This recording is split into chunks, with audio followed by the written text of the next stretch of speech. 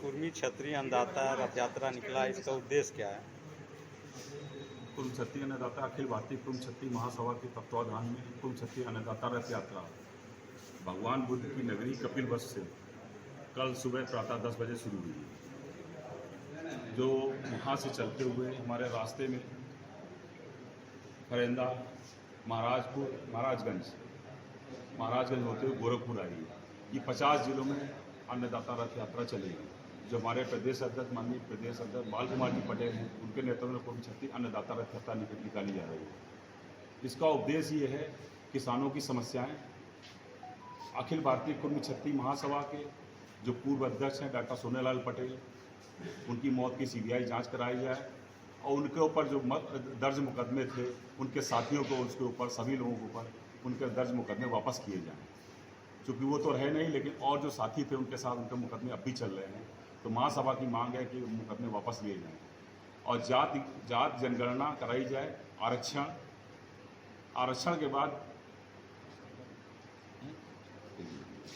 आरक्षण और हमारी जो है जातगत जनगणना हो गई, आरक्षण हो गया और महापुरुषों, हमारे जो महापुरुष हैं उनके जो इतिहास को, जो हमारे इतिहास जो हमारे महापुरुषों के इतिहास को दबाया गया है, उसको महासभा मांग करती है कि उसको पाठ्यक्रम में लागू किया जाए और किसान आयोग बनाया जाए और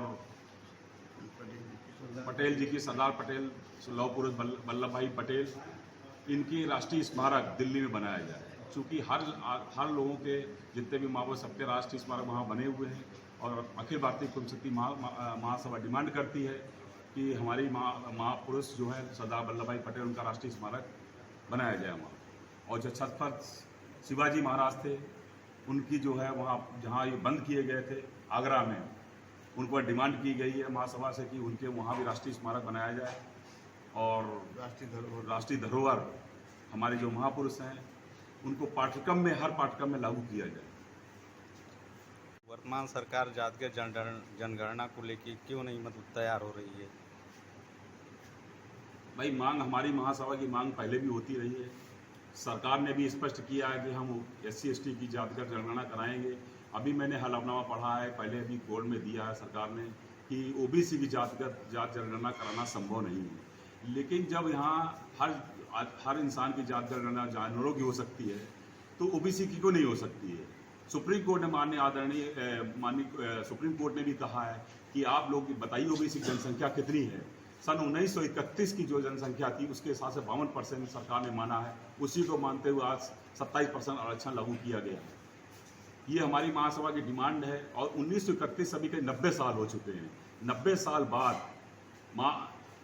साल बाद भी आज तक जाति आधार जनगणना नहीं कराई गई है और सरकार ने भी पिछले उसमें लोकसभा राज्यसभा में कहा कि नहीं, जाति जनगणना हम लोग कराएंगे। हमारे बगल में नीतीश कुमार जी मुख्यमंत्री जी हैं, उनके नेतृत्व में आदरणीय प्रधानमंत्री जी से भेंट करने गए थे, कई विपक्षी दल के नेता गए थे, उन्होंने आश्वासन दिया था कि हम जाति आधार जनगणना कराएंगे। लेकिन सवाल ये उठता है, महासभा कहती है कि भाई आप जो जातगत जनगणना कराएंगे, लेकिन परसों जो हलफनामा आपने कोर्ट में दिया है ये संभव नहीं है। तो हमारे समाज ये चाहता है जो भी सरकार आए, जो विगत आगे जाने वाले सरकार जात आधार जनगणना कराई जाए, उसके साथ हमारा समाज एकजुट होके, चाहे जो सरकार हो, अगर लागू करती मैनिफेस्टो में लाती है और तो हमारा समाज उसको समर्थन देगा। तो रथ यात्रा कहाँ तक जाएगा और कब? रथ यात्रा विगत 50 जिलों पूरे प्रदेशों में निकल के जाएगी। ये 13 तारीख को रमाबाई मैदान लखनऊ में 13 नवंबर को सरदार वल्लभ भाई पटेल की जयंती के उपलक्ष्य में वहाँ उसका समापन होगा और पूरे प्रदेश से सारे लोग, सारे समाज के लोग वहाँ इकट्ठे होकर उसको जन सैलाब का रूप देंगे। महासभा किस मकसद को लेकर के ये रथ यात्रा निकाली है?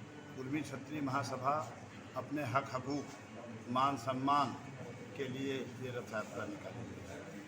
ये रथ यात्रा गोरखपुर से लेकर कहाँ तक जाएगी? पूरे प्रदेश में ये रथ यात्रा चलेगी।